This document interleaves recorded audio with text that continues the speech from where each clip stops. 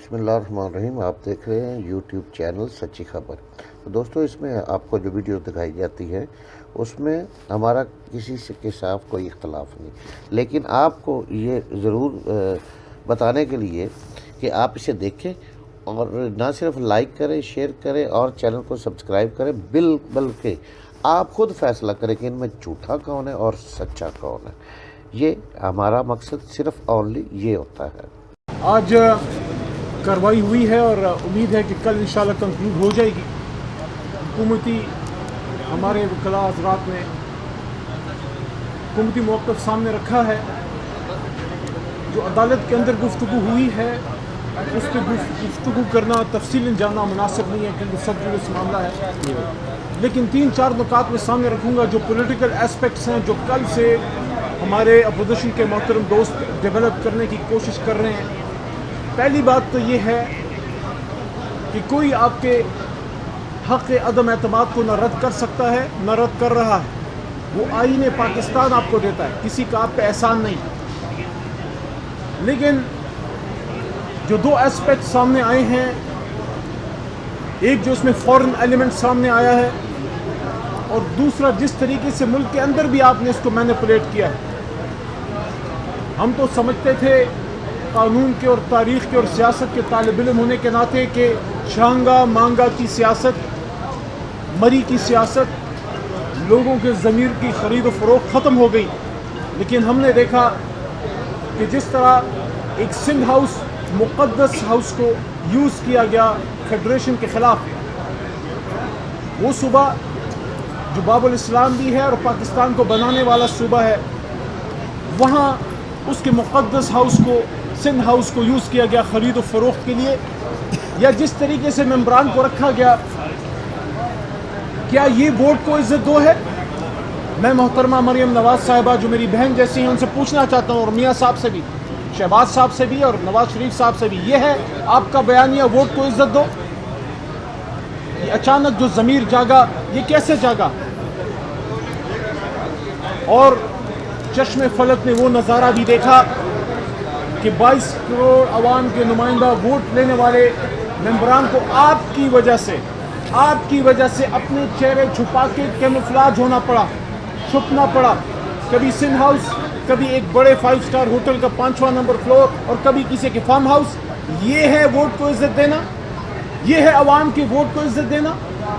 اور پھر آپ کہتے ہیں کہ ہم نے عدم اعتماد کی تحریک لائے ہیں. آپ بے شک عدم اعتماد کی تحریک لائیں، لیکن یہ تو بتائیں، قوم کو یہ تو بتائیں کہ آپ کے ممبران کو پتہ تھا کہ عدم اعتماد آ رہی ہے.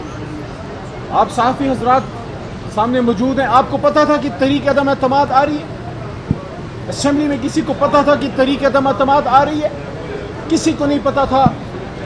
لیکن 7 سمندر پار ان کے بیرونی آقاؤں کو پتہ تھا، اور باقاعدہ دھمکی آمیز میمو بھجوایا گیا کہ اگر تو عمران خان صاحب کی حکومت گرتی ہے اور عدم اعتماد کامیاب ہوتا ہے تو پھر ستہ خیراں، لیکن اگر عمران خان صاحب کی حکومت رہتی ہے اور عدم اعتماد ناکام ہوتی ہے تو پھر Pakistan, it will be tough for Pakistan کے لیے مشکلات ہوں گی.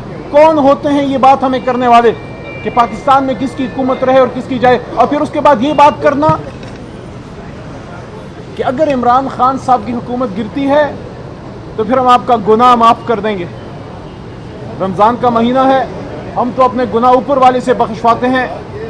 شہباز صاحب، میاں صاحب، زرداری صاحب اور بالخصوص مولانا فضل الرحمان صاحب، آپ نے کب سے 7 سمندر پار فرنگیوں کے دیش سے اپنے گناہ بخشوانے شروع کر دیے؟ اور پھر یہ بات کرنا،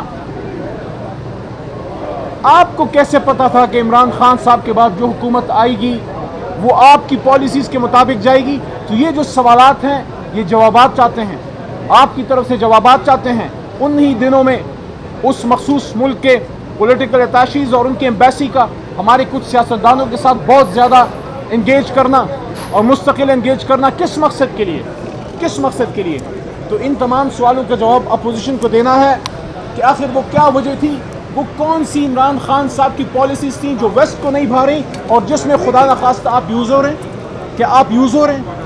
کیا آپ پاکستان میں رجیم چینج کے لیے یوز ہو رہے ہیں؟ اور آخری بات، آپ سب ماشاءاللہ میرے سے زیادہ پڑھے لکھے لوگ ہیں.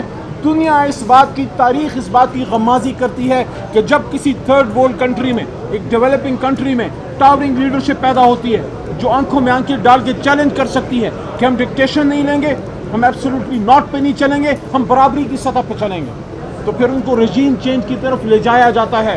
اور بڑا افسوس ہوا سیاسی اختلافات اپنی اپنی جگہ پہ, ہم سب پاکستانی ہیں, ہم غریب ہوں گے, قرضے بھی لیے ہوں گے, لیکن اپنی غیرت گروی نہیں رکھی.